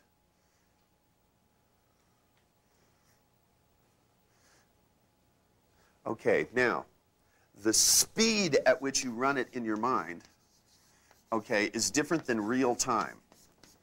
Real time is clock time, okay? When you run through a memory, you do it faster than the event that occurred, or you're the worst client anybody will ever have. I've had a few clients that run their memories at clock time, and those are people that are going into a deep trance. Right now, we will have no personal conversation. There's nothing. Go back and remember a time you did this, and, you know, an hour and 45 minutes later, you know, they come out and go, yep. Got it. Now, okay, then if you take internal time and the speed at which you ran the memory, no matter how it subjectively seems, it may seem like it was the same because you can do time distortion mentally. Now, inside of the memory you just had, the speed at which you were moving in your own perceptions. Now, some of you might have seen yourself in the memory. Some of you saw what you saw at the time because those are your choices. Okay. Now, the internal speed, there's two components. Typically what happens is that you, person X, and the event Y, are moving at the same speed. Now, if you stop, now what I want you to do is to go inside, and I want you to step inside of yourself at the beginning of the memory. And I want you to hold it as a solid frame, okay? So it's just fixed. And what I want you to do is I want you to hear like a rheostat in your head. what I want you to do is to turn yourself down to half speed and then start the memory. So the memory moves at normal speed and you move at half speed.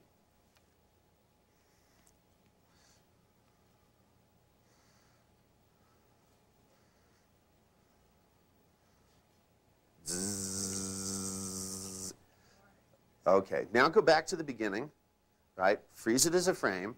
And again, give yourself a little dial that you can hear clicking. I want you to click yourself back up to normal. Now what I want you to do is to click yourself so you're moving twice as fast. That means everything else will appear to be in slow motion. But I want you to run the memory at the same clock time, but you'll move twice as fast, so it'll take twice as long in your subjective experience. Try that. It's the opposite of what you just did.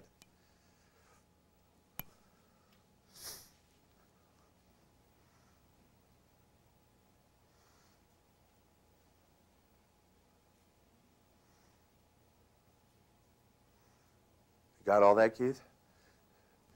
Do the experience, then take the notes, okay? It's easier that way because if you're going to miss anything, it's just the note, not the experience. All right, now what I want you to do is I want you to go back and do exactly the same thing you did the first time around that I asked you to. Run the memory, quote unquote, normally now and see how it feels different.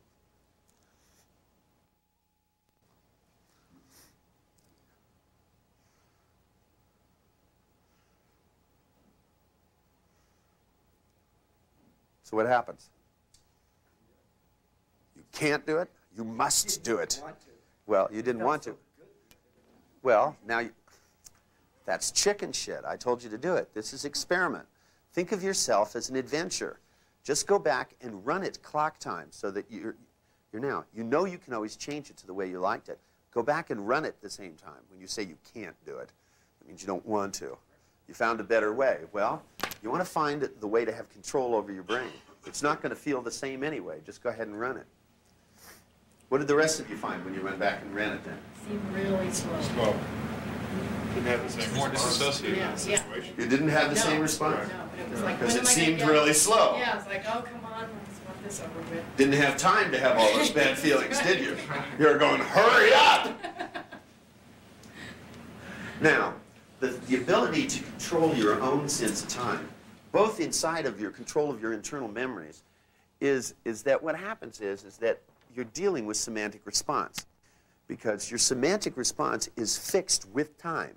Because given that you have certain semantic responses, one of the things is they take a certain amount of time. Now, try something even trippier. What I want you to do now is literally take, for example, take something that you enjoy, but you really want to enjoy it more. Right? Not yet. I'll tell you when. Jesus Christ, you guys. Just take it and go away. Don't bother me and pester me no more. See, now, as soon as I say good feeling, see, I can always tell when people have done an FNLP. You say good feeling and they jump in, right? You know, you can always tell. This is an advanced group. An introductory group, you go pick a feeling and they go, oh, shit, you know. You guys start turning out to be ecstasy junkies. Now, the thing is I want you to take a good feeling. Now, this time what I want you to do is just before you go in, I want you to figure out what would make it feel better. Because some things feel better if they last longer, and some things feel better by going faster. You got to remember, if you speed yourself up, the event slows down. And if you slow yourself down, then the event speeds up. Or the opposite, depending upon who you are and what you're doing. Now, so I want you to stop and figure out, do you want the event to last longer or be quicker? Then what I want you to do is then take the sound of the rheostat that you have, okay? And this is why I built the sound in. What I want you to do is to start into the experience that you enjoy and turn the rheostat. First, I want you to slow it yourself down, keep the event going the same, and see if it increases your enjoyment. If not, turn it the other way. And keep turning it until you can heighten the enjoyment more and more and more. Until you can fine-tune it by hearing the clicks on your rheostat back and forth. Until you literally tune yourself in to the speed that fits with that experience to maximize your enjoyment. Go ahead. Now you can go try it.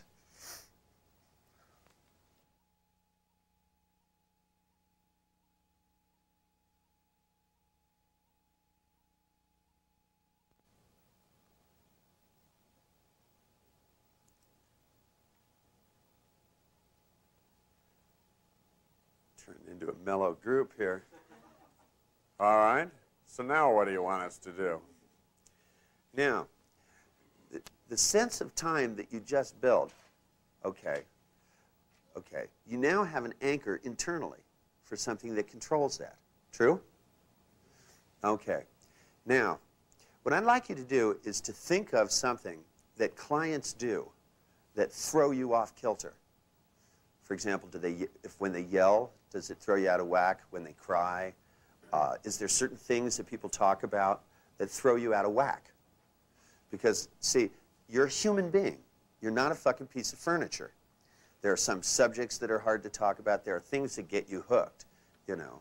I mean, you know, there are certain words that you can say, you know, that set you into not maximizing things. There are probably, if you run through in your mind the clients you have, there'll probably be a couple that when you cross them in your mind, you get this little voice that goes, bleh, you know, or ones that go, oh shit, you know. Some clients are, see, there are some kind of clients that probably are the ones you don't want to work with. And those are the ones that would probably be the best because they'd be the most challenging. But you haven't gotten into the state where you look at the more difficult it is, the more fun it is. There's more to figure out, there's more to try, and more new stuff to learn. That, you know, that one of the things that, see, for example, for a long time I didn't like to see depressives because they were so boring. And they talk too slow. You know, they come in and they go, well, last week. I'd go, what? You know? And I mean, they'd make me nuts. Well, I found out that one of the things that I could do is if I speeded myself up 3 times as fast, I hit a threshold where it didn't matter anymore. That instead of it bothering me that they went slow, I began to bother them instead. And that's where something began to happen. Now, if you take now and go back to the event, that I had you pick, something where the situation where you didn't like it. Remember the first one? Okay. Now, you remember which direction you went in that made it better? All right. Now, what I want you to do is to go back and pick another event that's like it, something else where you don't like the way it works. Since we screwed that one up, I want you to just pick a new one. Only this time, I want you to go in, and I want you to click the way that didn't work, but I want you to jam it through the ceiling. So run through it, and instead of just cutting it in half, if cutting it in half wasn't the one like doubling it was the one you like, this time cut it in half again, and cut it in half even again. Just jam it through the ceiling with your rheostat in the opposite direction as the way the one worked. Because you'll discover going both ways will disengage semantic response. One way it hits the point of being totally ludicrous. And when it starts getting ludicrous, it starts giving you choices about what to do in those contexts. Like, for example, pick the client that aggravates you. Go back to the last session and turn that dial wildly in the opposite direction. Try it. Find out what happens. And see if ideas don't begin to pop into your mind of other things that you might say, which might interject some humor into the situation.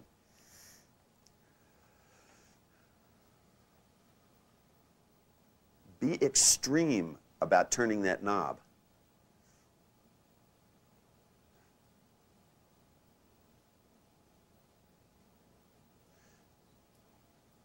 When you look at, it'll give you a different way of reading their nonverbal behavior. In one context, it's like making a videotape go 10 times as fast. In the other, it's like having one go 10 times as slow. In either case, it's going to exaggerate everything that your client does to the nth degree, including whatever it was that was bothering you, to the point where it won't, because the things that affect you in real time. Gregory, what happened when you did that? Yeah, it was sort of like a ludicrous generator. It was a lot more humorous, slowing its way down.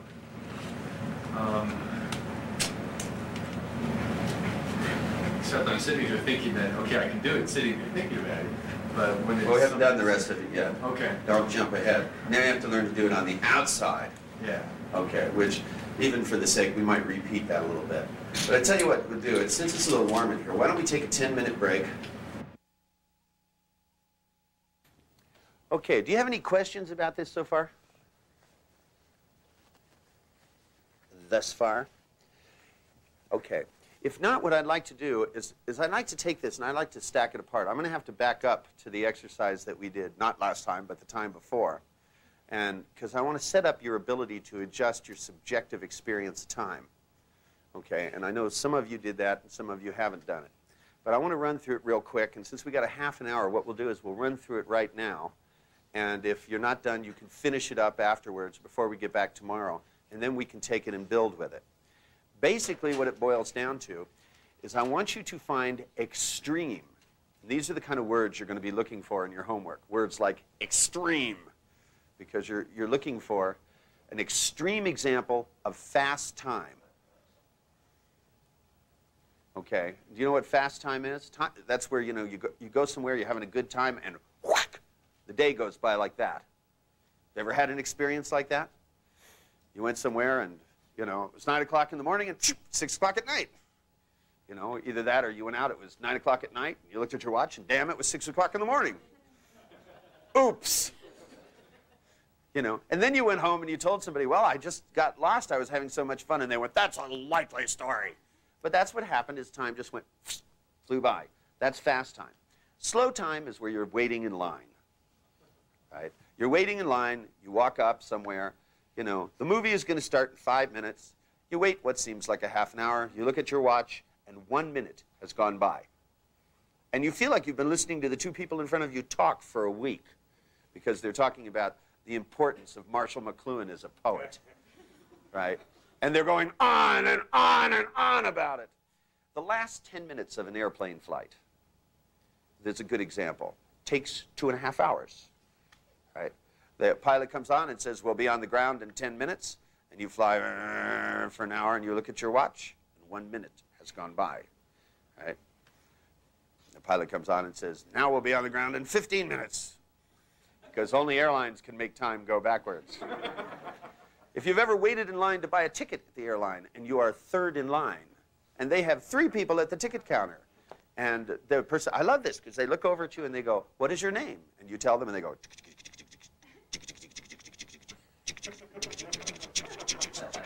and then they look up and they go, and where were you going? You go, it doesn't tell you yet? And you go, Chicago. Oh, what was the flight number? I don't know, I don't work here. Uh-oh.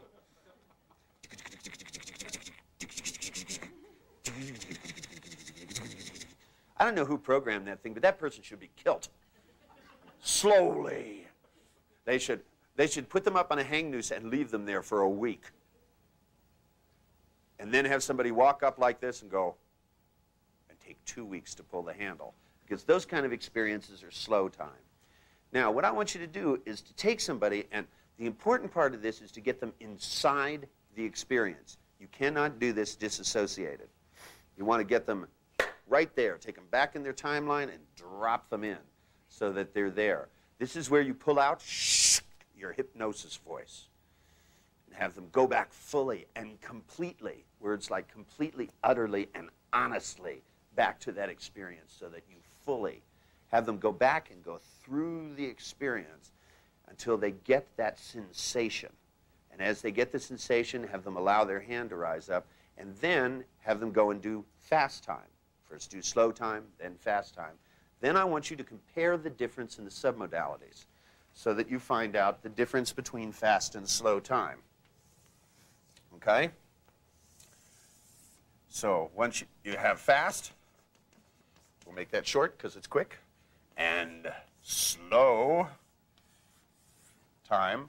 Once you have the submodalities, what I want you to do is, as you go through, to build a sliding anchor. Do you know what sliding anchors are? Yes? Boy, you missed a lot, Merlene. Where you been? Sliding anchors work this way. When you go through, as you go through, when you find a difference in the submodalities, slow time, fast time, because all we're looking for are the things that are different.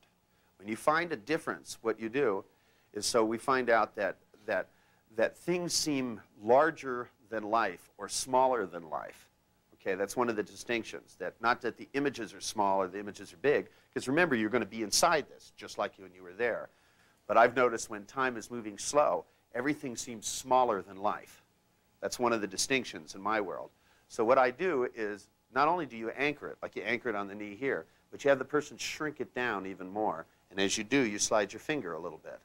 And then you do that with each of the submodalities where you find a dramatic difference. And you end up with an incredibly powerful anchor. You make a sliding anchor, one on each knee, slow time, fast time. Okay. While you're doing this, you are doing a trance induction the whole time. Remember, hypnosis voice, so that you get them inside the states, oscillate them back and forth. And then what you do is leave them in fast time. In other words, go back, access both, and then leave them in fast time, so that time is just moving a mile a minute, you know, where time goes by. You have a nice anchor for it that's exaggerated. Have them open their eyes, stay in fast time, fire off the anchor, and open their eyes and look around. And if they're there, people will be moving somewhat slower, talking somewhat slower, and they'll be having fun. See, I always thought it was a ripoff, that when you're having a really good time, it goes by, and when you're waiting in line, it takes too long. That doesn't seem fair. So I wanted to learn to switch these, and that's exactly what I did. That way, the last 10 minutes of going down in a plane goes like this, and having a good time takes forever. Of course, you can't think of a good use for that, unless you have an imagination like mine. Okay. What I want you to do is go ahead and get started. And you won't get it all done, but maybe you can find somebody you can work with a little bit tonight or tomorrow morning before I get here, okay? Get yourself a partner, get going. That concludes part 2 of Richard Bandler's Therapeutic Change, recorded in 1989. Stay tuned to this channel for more uploads soon. Dr. Dave USA. Thank you.